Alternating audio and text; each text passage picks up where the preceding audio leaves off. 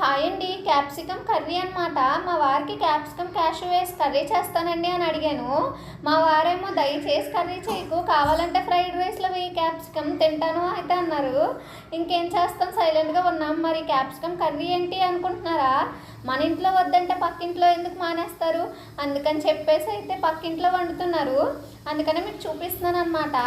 క్యాప్సికమ్ని చిన్న చిన్న ముక్కలుగా కట్ చేసేసుకొని, ఆనియన్స్ని ఇందాక కట్ చేసేసుకొని, ఇంకా కొంచెం క్యాషు వేసుకొని, టమాటీస్ కూడా వేసుకొని బాగా మగ్గించాలి. సాల్ట్ వేసుకొని, తర్వాత కొంచెం టేస్ట్కి తగ్గ కారం వేసుకొని, ఇంకా తర్వాత అది కూడా మగ్గిపోయినాక వాటర్ వేసేసుకోవడమే. ప్రాసెస్ అయితే ఇలా ఈజీగానే ఉంటుంది, టేస్ట్ అయితే బాగుంటుంది.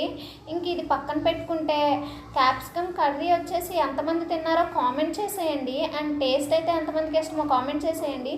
అండ్ లాంగ్ వీడియో వచ్చేసి ఫార్మాల్కి వెళ్ళాము అండ్ పోస్ట్ అయితే చేశాను. ప్లీజ్ లైక్ చేసి సబ్స్క్రైబ్ చేయండి. Bye bye.